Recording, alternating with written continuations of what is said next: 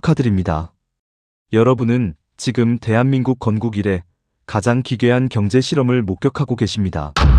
한쪽에선 에르메스 가방을 사려고 새벽부터 줄을 서고, 다른 한쪽에선 30년 장사한 분식집이 월세를 못 내 쫓겨납니다. 2024년 폐업자 수백만 명 돌파, 소상공인 노란 우산 공제 지급액 1조 4천억 원, 서울 아파트 1만 채 값입니다. 그런데 더 무서운 건 따로 있습니다. 통계에도 안 잡히는 영업 중 폐업, 즉 문 열고 있지만 실질적으론 매일 적자를 감당하며 버티는 좀비 가게가 이 숫자의 2배는 됩니다. 왜일까요? 사장님들이 게을러서? 경영 능력이 없어서? 아닙니다. 시스템이 바뀌었는데 우리만 옛날 방식으로 싸우고 있기 때문입니다. 오늘 저는 감정을 배제하고 숫자와 구조만으로 이 참담한 현실을 해부하겠습니다. 당신의 퇴직금을, 당신의 노후를, 당신의 자존감을 지키고 싶다면 이 영상 끝까지 집중해 주십시오. 100만 명. 이건 부산광역시 인구입니다. 한 해 동안 부산시 전체가 장사를 접은 겁니다. 그런데 이 숫자엔 함정이 있습니다. 폐업 신고를 하려면 철거비, 원상복구비, 위약금이 필요합니다. 최소 수백에서 수천만 원이죠. 돈이 없어서 문 닫는 사람이 폐업할 돈조차 없어서 간판만 켜놓고 버팁니다. 하루 5만 원 적자 보면서 다음 달엔 나아지겠지 하며 출혈을 감수합니다. 이게 바로 통계박 유령입니다. 실제 폐업 위기에 처한 자영업자는 공식 통계의 2배 이상일 가능성이 큽니다. 그럼 왜 유독 자영업만 이렇게 무너질까요?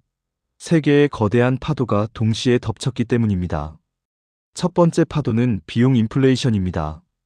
전기세 40% 인상, 가스비 70% 인상, 인건비 최저임금 30% 인상, 원재료비 평균 50% 인상. 매출은 그대로인데 비용만 폭등했습니다. 두 번째 파도는 플랫폼 종속입니다. 배달 앱 수수료가 9.8%에서 15%로, 일부는 30%까지 올랐습니다. 여기에 포털 광고비 월 50만 원, 카드 수수료 평균 2.5%를 더하면 매출의 35%가 중간 수수료로 증발합니다. 세 번째 파도는 기술적 대체입니다. 전기차 시대가 오면서 주유소와 카센터가 멸종 위기에 처했고, 정보 민주화로 공인중개사의 가치가 하락했으며 초저가, 직구로 오프라인 소매가 붕괴하고 있습니다. 이 세 파도가 교차하는 지점에 9개 업종이 서 있습니다. 지금부터 하나씩 들여다보겠습니다. 먼저 비용에 덫에 걸린 업종들입니다. 서울 왕십리의 한 목욕탕 이야기입니다. 입장료 9,000원, 손님 하루 평균 50명, 매출 45만 원입니다. 그런데 가스비가 하루 30만 원입니다. 인건비, 임대료 빼면 완전 적자입니다. 입장료를 1만 원으로 올리면 어떻게 될까요? 손님이 30명으로 줍니다. 총 매출은 오히려 줄어듭니다. 서민의 쉼터였던 목욕탕은 이제 가격 탄력성의 함정에 빠져 있습니다. 그럼 폐업하면 되지 않느냐고요? 보일러 철거비 3천만 원, 정화조 처리비 2천만 원이 필요합니다. 이러지도 저러지도 못하는 비용의 인질이 된 겁니다. 전국 목욕탕 4,000개 중 최근 5년간 1,000개가 문을 닫았습니다. 남은 3,000개 중 절반 이상이 적자 운영 중입니다. 할아버지 할머니들의 마지막 사교 공간이 사라지고 있습니다. 주유소는 더 심각합니다. 전국 주유소 1만 1,000개, 최근 5년간 1,500개 폐업했습니다. 기름 1리터 팔아서 남는 마진이 50원입니다. 하루 1,000리터 팔아야 5만 원 이익입니다. 월 150만 원입니다. 여기서 인건비, 임대료 빼면 사장님 몫은 거의 없습니다. 그런데 전기차 비중이 10%를 넘었습니다. 정부는 2030년까지 30% 목표입니다. 주유소 입장에선 고객이 매년 줄어드는 겁니다. 더 큰 문제는 폐업 비용입니다. 지하 탱크 제거에 5천만 원, 토양 오염 정화에 평균 1억 원, 환경영향평가에 2천만 원이 듭니다. 팔아도 지옥, 닫아도 지옥입니다. 실제로 지방의 한 주유소 사장님은 말했습니다. 장사해서 월 100만 원 남는데 폐업하려면 1억 5천이 필요하다. 죽을 때까지 적자 보면서 버텨야 한다고 말입니다. PC방도 마찬가지입니다. 고사양 컴퓨터 50대를 24시간 가동하면 월 전기세가 평균 300만 원입니다. 여기에 게임 라이선스 월 100만 원을 더하면 고정비만 400만 원입니다. 그런데 10대들은 이제 롤도 핸드폰으로 합니다. 배틀그라운드, 롤, 오버워치 모두 모바일 버전이 나왔습니다. 굳이 PC방 갈 이유가 없어진 겁니다. 2019년 PC방 1만 5천 개였습니다.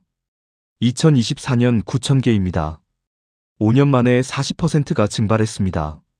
남은 PC방들도 e스포츠 관람이나 VR 체험 같은 새로운 콘텐츠를 찾지 못하면 생존이 어렵습니다. 이 세 업종의 공통점은 뭘까요? 에너지 비용이 매출 구조를 압도한다는 겁니다. 아무리 열심히 해도 전기세, 가스비가 이익을 다 먹어버립니다. 개인의 노력으로 극복할 수 없는 구조적 함정입니다. 이제 두 번째 테마, 착취에 덫에 걸린 업종들을 보겠습니다. 충무김밥 한 줄 3,000원. 원가 계산을 해보겠습니다. 김 300원, 쌀 200원, 우엉 단무지. 당근 400원, 가스비와 인건비 배분 500원, 임대료 배분 800원. 순이익 800원입니다. 그런데 원재료비가 30% 올랐습니다. 그럼 4,000원 받아야 합니다. 하지만 뉴스에서 서민 물가 폭등이라고 난리입니다. 가격 올리면 양심 없다는 댓글이 달립니다. 김밥집 사장님들은 손해보면서 팝니다. 서민 음식이라는 프레임이 발목을 잡는 겁니다. 라면, 떡볶이, 순대도 마찬가지입니다. 원가는 올랐는데 가격을 못 올립니다. 실제로 한 분식집 사장님이 말했습니다. 떡볶이 가격을 4,000원에서 4,500원으로 올렸더니 손님이 반으로 줄었다고. 다시 4,000원으로 내렸지만 손님은 돌아오지 않았다고 합니다. 한번 배신감을 느낀 단골은 돌아오지 않습니다. 중국집은 더 참담합니다. 동네 중국집 짜장면 6,000원. 배달앱 주문 비중이 70%입니다. 한 그릇 팔 때마다 배달비 사장 부담 3,000원, 배달앱 수수료 15%로 900원, 카드 수수료 2.5%로 150원이 나갑니다. 실제로 사장님 통장에 들어오는 돈은 1,950원입니다. 짜장면 원가가 2,500원이면 완전 적자입니다. 짬뽕이나 탕수육으로 마진을 메워야 하는데 그것도 수수료 때문에 남는 게 없습니다. 그럼 앱을 안 쓰면 되지 않느냐고요? 앱 없이 장사되는 중국집은 전국의 5%도 안 됩니다. 손님들은 이제 전화 주문을 안 합니다. 앱에 익숙해졌기 때문입니다. 21세기 소장농입니다. 땅 주인은 배달앱, 건물주, 카드사입니다. 사장님은 땅만 빌려서 농사 짓는 소장농과 다를 게 없습니다. 저가 커피 프랜차이즈는 어떨까요? 이디야, 백다방 같은 저가 프랜차이즈 본사 실적을 보겠습니다. 2021년 영업이익 100억 원, 2024년 영업이익 240억 원, 140% 증가했습니다. 그럼 가맹점주는 어떨까요? 평균 월 순이익 250만 원입니다. 하루 12시간 일하면 시급 7,000원도 안 됩니다. 최저임금보다 낮습니다. 본사는 가맹비, 로열티, 원두 강제 공급으로 돈을 멉니다. 가맹점이 망해도 다른 점주가 들어오면 그만입니다. 가맹점은 소모품입니다. 한 가맹점주가 말했습니다. 본사는 3년마다 인테리어를 바꾸라고 강요한다. 그래야 신선해 보인다고. 비용은 점주 부담이다. 거부하면 계약 위반이라고 협박한다. 이게 과연 상생일까요? 이 세 업종의 공통점은 뭘까요? 중간에서 수수료를 뜯어가는 플랫폼과 본사가 있다는 겁니다. 사장님들이 아무리 열심히 해도 이익의 대부분이 중간 착취자들에게 넘어갑니다. 이제 마지막 테마, 가장 잔인한 소멸의 덫입니다. 전기차는 엔진 오일을 안 갑니다. 변속기가 없어서 미션 오일도 필요 없습니다. 브레이크 마모도 10분의 1입니다. 왜냐하면 회생 제동 시스템이 있기 때문입니다. 기존 카센터 매출의 60%가 이 소모품 교체였습니다. 오일 교환, 필터 교환, 브레이크 패드 교환. 이게 다 사라지는 겁니다. 2024년 전기차 등록 대수 50만 대, 2030년 목표 300만 대입니다. 카센터 입장에선 고객의 절반이 사라지는 겁니다. 20년 경력 정비사가 말했습니다. 내 기술이 쓸모없어졌다. 전기차 정비는 완전히 다른 영역이다. 고전압 취급 자격증부터 다시 따야 한다. 50대에 다시 공부하기엔 너무 늦었다고. 기술이 문제가 아니라 시대가 당신을 해고한 겁니다. 이건 개인의 무능이 아닙니다. 산업 구조의 변화입니다. 공인중개사는 어떨까요? 과거엔 매물 정보를 중개사만 알았습니다. 이젠 네이버, 직방, 다방에 다 나옵니다.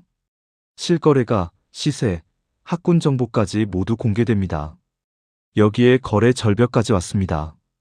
2021년 서울 아파트 거래 12만 건, 2024년 거래 3만 건, 75% 감소했습니다. 중개사무소 10곳 중 7곳이 월세만 내고 거래는 0건입니다. 한 달에 한 건도 안 나갑니다. 그럼 뭐 먹고 살까요? 저축 깨먹으면서 버팁니다. 한 중개사가 말했습니다. 예전엔 발품이 가치였다. 이 동네 구석구석 다 알고 집주인 성격까지 알았다. 지금은 그게 다 무용지물이다. 애들이 핸드폰으로 다 찾는다고. 발품이 가치였던 시대는 끝났습니다. 정보의 민주화가 중개사의 가치를 무너뜨렸습니다. 마지막으로 옷가게입니다. 동대문 의류 도매상, 명동 옷가게. 알리익스프레스에서 5,000원짜리 티셔츠를 국내에선 2만 원에 팔아야 손익분기점입니다. 왜냐하면 임대료, 인건비, 재고 비용이 들어가기 때문입니다. 하지만 고객들은 알고 있습니다. 이게 알리 제품이라는 걸. 고객들은 매장에서 입어보고 휴대폰으로 알리에서 주문합니다. 무료 피팅룸으로 전락한 겁니다. 한 옷가게 사장님이 말했습니다. 손님이 옷을 30분 동안 입어보더니 고맙다고 인사하고 나갔다. 나중에 보니 알리에서 주문한 거였다. 나는 언제부터 시험 무대가 됐나요? 이게 바로 직구 공습입니다. 관세, 배송비 다 포함해도 국내 가격의 3분의 1입니다. 어떻게 경쟁하겠습니까? 이 세 업종의 공통점은 뭘까요? 업종 자체가 사라지고 있다는 겁니다. 기술이 부족해서가 아닙니다. 시대가 그 업종을 필요로 하지 않게 됐습니다. 그런데 이상하지 않습니까?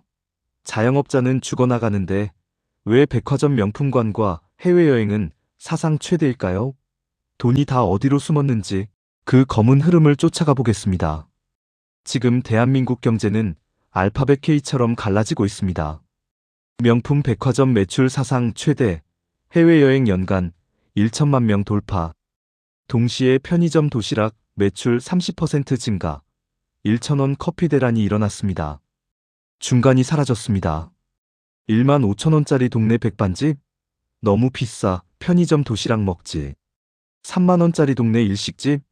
이 돈이면 오마카세 가지. 적당히 괜찮은 가게가 설 자리를 잃었습니다. 극과 극만 살아남습니다. 3,000원 김밥 아니면 3만원 오마카세. 중간 가격대 식당은 양쪽에서 외면받습니다. 소득 양극화가 소비 양극화를 낳고 소비 양극화가 골목 상권을 질식시키고 있습니다. 더 큰 문제는 부의 누출입니다. 과거 동네 경제는 순환했습니다. 김밥집에서 번 돈으로 미용실 가고 미용실 사장님은 철물점에서 물건 사고 철물점 사장님은 부동산에 월세 내고 부동산 사장님은 다시 김밥집에서 밥 먹었습니다. 돈이 동네 안에서 돌았습니다. 지금은 어떻습니까? 손님이 카드로 결제하는 순간 그 돈은 배달앱 본사, 카드사, 건물주, 전기가스 공기업으로 즉시 빠져나갑니다. 골목에서 번 돈이 골목으로 돌아오지 않습니다.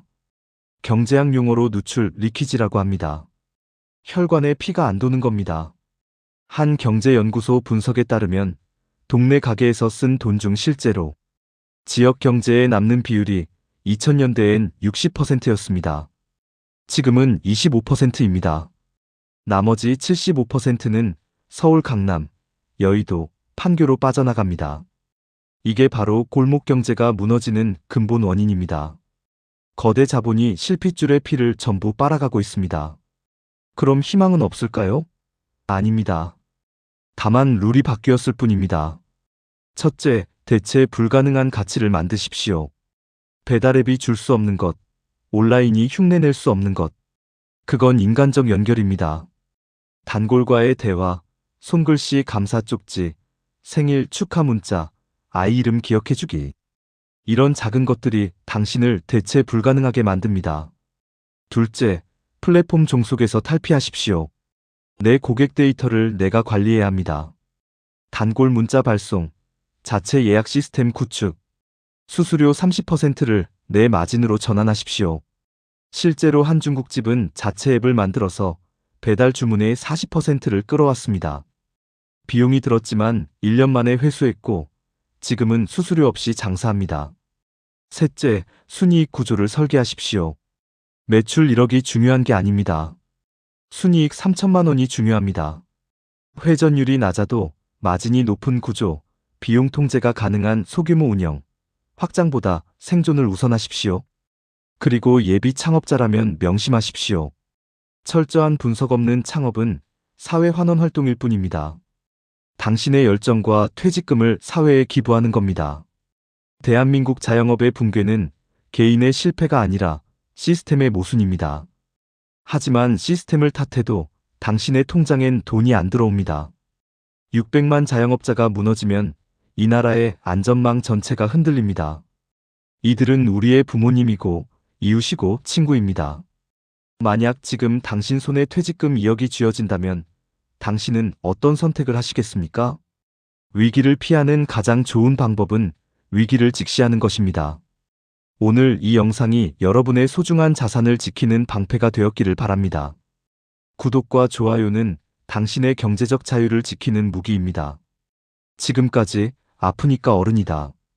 감사합니다.